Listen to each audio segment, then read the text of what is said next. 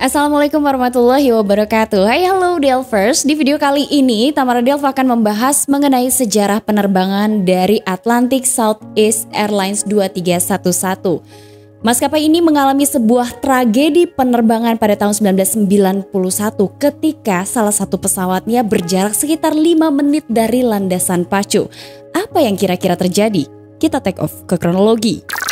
Atlantic Southeast Airlines sendiri adalah sebuah maskapai yang berasal dari Amerika. Didirikan tahun 1979 dan beroperasi di tahun yang sama. Namun di tahun 2011 maskapai ini resmi berhenti beroperasi. Ada 2 orang pilot yang bertugas di dalam penerbangan 2311. Yang pertama adalah Captain Mark Friedline, berusia 34 tahun dengan 11.724 total jam terbang, dan ia bertugas sebagai pilot penerbang. Sementara itu first officer-nya adalah Hank Johnston, 36 tahun dengan 3.925 total jam terbang. Pada tanggal 5 April 1991, Southeast Airlines 2311 terjadwal terbang dengan rute pendek dari Atlanta menuju ke Brunswick, Georgia. Penerbangan 2311 semula dijadwalkan untuk take off dari Atlanta sekitar pukul 13.24 siang waktu setempat.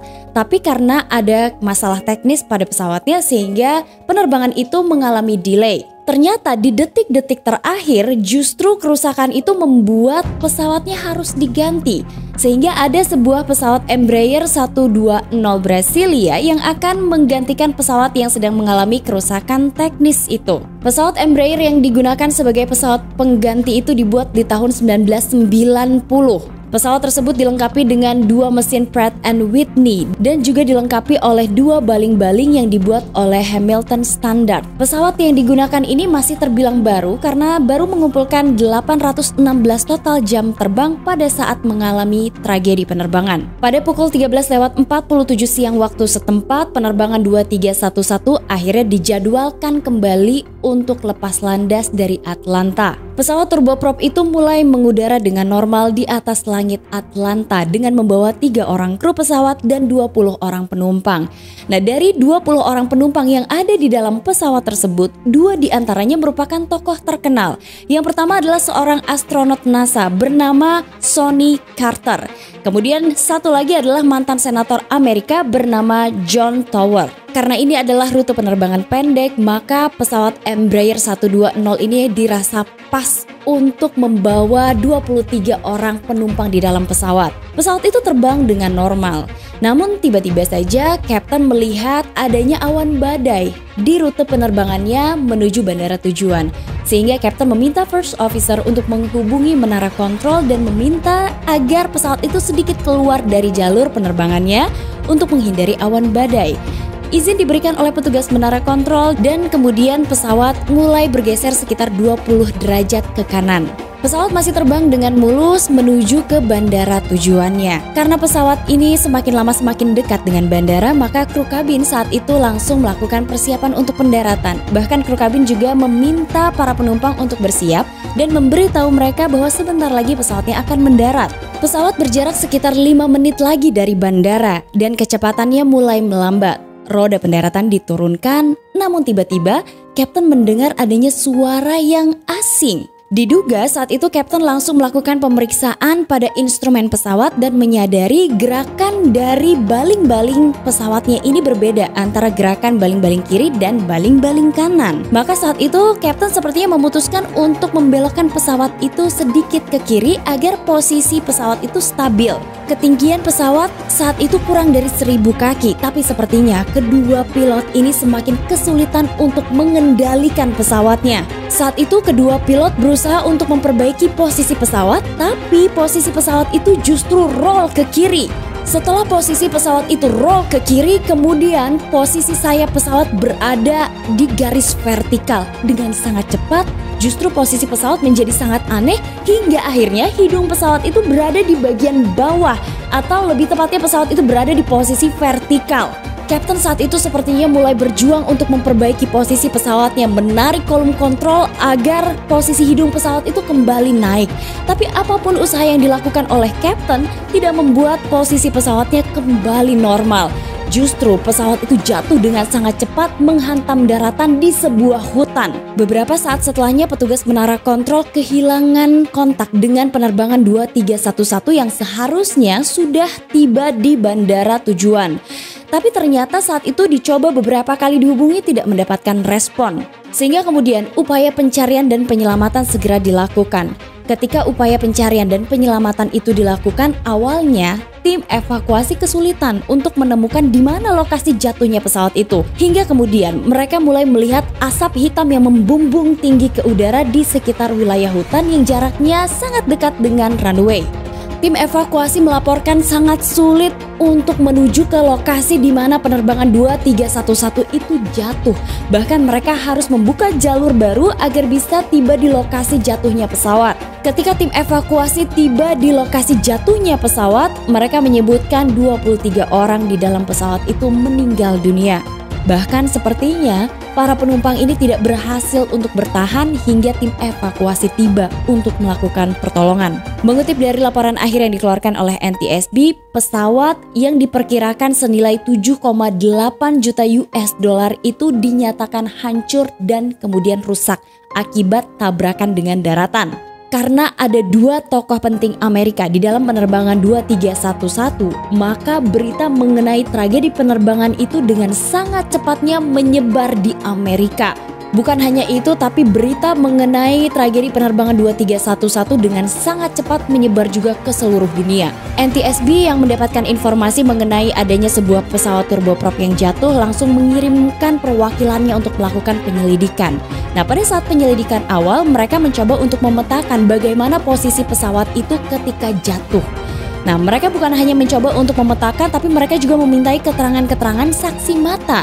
Saat itu, beberapa saksi mata melaporkan bahwa awalnya mereka melihat sebuah pesawat tiba-tiba saja terbang miring ke kiri dalam posisi sayap yang vertikal. Dan setelah itu, bagian hidung pesawat justru berada di bawah dan pesawat mulai jatuh dengan sangat cepat. Sementara beberapa kesaksian lain menyebutkan pesawat itu awalnya berbelok ke kanan, kemudian terlihat berbelok ke kiri, dan setelah itu bagian hidung pesawat berada di bawah, lalu pesawat jatuh.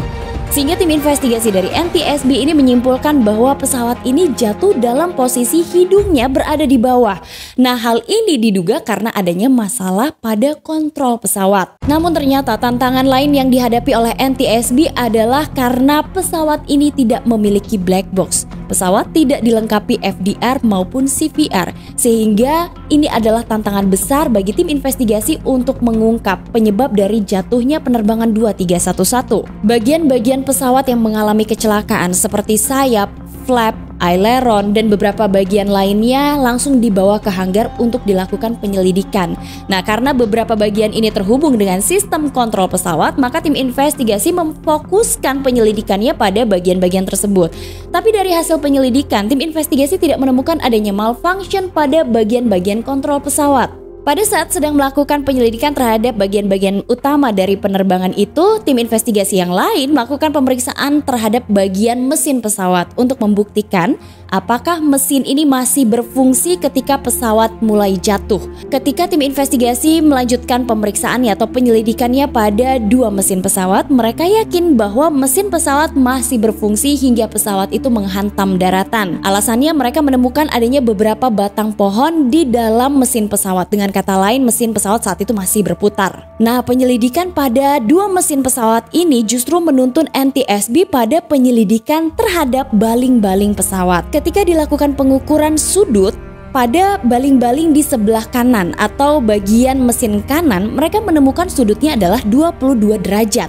Tapi pada bagian sebelah kiri mereka menemukan baling-balingnya berada pada posisi 3 derajat. Mengutip dari Air Crash Investigation, pada pesawat Embraer 120 ketika pilot membutuhkan lebih banyak tenaga pesawat, maka baling-baling akan berputar dengan kecepatan tetap, tapi baling-baling akan berputar mengubah sudutnya untuk mendapat lebih banyak aliran udara. Namun menurut investigator, sudut baling-baling 3 derajat itu merupakan sudut yang berbahaya karena baling-baling akan berada di posisi datar dan bertindak seperti tembok yang mengakibatkan terblokirnya aliran udara. Tim investigasi penasaran kenapa sudut dari baling-baling itu bisa berubah ke 3 derajat pada baling-baling sebelah kiri.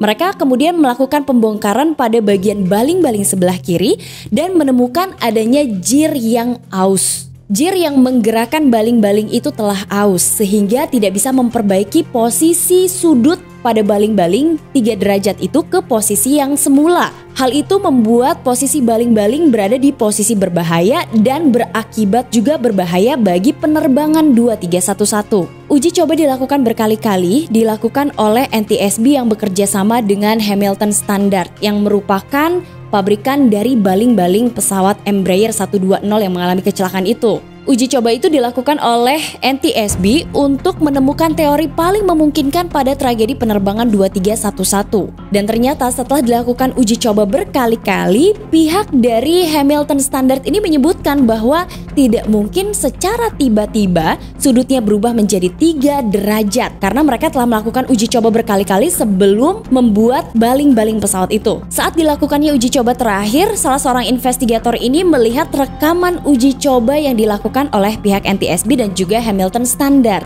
Nah, dari situlah kemudian ada salah satu hal yang diselidiki lebih lanjut. Uji coba ini dilakukan di sebuah ruangan di mana baling-baling itu tidak akan terpengaruh oleh beberapa gerakan seperti mesin atau turbulensi.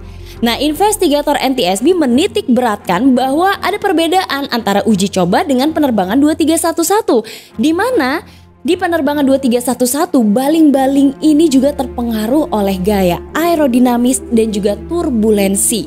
Sehingga kesimpulan dari investigator NTSB adalah ketika pesawat itu mengalami aerodinamis dan juga turbulensi, membuat jir yang telah aus itu terus berada di sudut yang berbahaya dan terus mempengaruhi sudut dari baling-baling tersebut. Hal itu terjadi justru tanpa sepengetahuan pilot. Setelahnya kemudian NTSB mencoba untuk mereka ulang penerbangan 2311 yang tujuannya adalah untuk mengungkap ketika baling-baling pesawat itu berada di sudut 3 derajat, apakah pilot kesulitan untuk memperbaiki posisi pesawatnya. Hasil simulasi dan uji coba penerbangan 2311 itu sampai pada sebuah kesimpulan, di mana ketika pilot tidak mengetahui apa yang terjadi dengan kondisi baling-baling pesawatnya yang telah berubah ke 3 derajat tanpa diketahui pilot justru juga tidak bisa memperbaiki posisi pesawatnya. Ketika posisi salah satu dari baling-baling pesawat ini menjadi tidak menentu, hal itu akan otomatis membuat pesawat itu sulit untuk dikendalikan. Terutama ketinggian pesawat saat itu kurang dari 1.000 kaki. Karena kejadiannya sangat cepat, maka kru pesawat juga tidak bisa melaporkan kondisi darurat di dalam penerbangannya kepada petugas menara kontrol. Bahkan, lebih tepatnya mereka juga tidak tahu dengan apa yang terjadi pada pesawatnya. Selanjutnya pada tanggal 28 April 1992 atau 1 tahun setelah terjadinya kecelakaan, NTSB menerbitkan laporan kecelakaan terakhirnya termasuk penentuan penyebab kecelakaan. NTSB menyebutkan kemungkinan penyebab kecelakaan ini adalah hilangnya kendali dalam penerbangan sebagai akibat dari malfunction unit kontrol baling-baling mesin kiri. Hal itu memungkinkan sudut bilah baling-baling turun di bawah posisi idle pada saat penerbangan. Ada beberapa hal juga yang berkontribusi dalam tragedi penerbangan 2311, diantaranya adalah desain unit kontrol baling-baling yang tidak memadai oleh Hamilton Standard dan persetujuan desain oleh FAA. NTSB berkesimpulan bahwa desain tidak dievaluasi dengan benar pada mode kegagalan yang dialami oleh penerbangan 2311 sehingga hal itu terjadi pada penerbangan tersebut. Beberapa rekomendasi dikeluarkan oleh NTSB, salah satunya adalah kepada FAA agar mereka lebih memperhatikan desain dari baling-baling pesawat. Nah, itulah informasi dari channel Tamara Delf mengenai tragedi penerbangan 2311. Semoga informasi ini bermanfaat untuk kita semua. Hai halo Delfers, ketemu lagi sama aku Tamara Delf. Tapi kali ini lagi-lagi aku gak bacain komen karena aku kembali lagi pengen diskusi sama kalian nih. Ada beberapa Delfers yang ternyata juga penggemar dari pesawat-pesawat dengan mesin turboprop, betul? Nah, aku pengen tanya sama kalian, pesawat dengan mesin turboprop mana yang sudah pernah kalian naikin? Nah, terus gimana perasaannya ketika kalian naik pesawat turboprop? Kalau aku pernah naik ATR 72 nih, dan rasanya sama aja sih, cuman lebih berisik ya gak sih Kak Arif? Nah, agak lebih berisik, tapi aku pengen tahu tuh pengalaman kalian pada saat naik pesawat turboprop. Kalian boleh komen di bawah sini dan kita diskusi bareng ya. Terima kasih kamu udah nonton video aku hari ini. Jangan lupa di subscribe, dinyalain lonceng notifikasi, dan sampai ketemu lagi di episode selanjutnya. Assalamualaikum warahmatullahi wabarakatuh. Bye-bye. Sekitar wilayah hutan yang jaraknya sangat dekat dengan runway. Begitu sulit. Begitu sulit. Tim evakuasi. Apa sih tuh? Aduh. Apa kepikiran ke situ? Aja nggak kepikiran.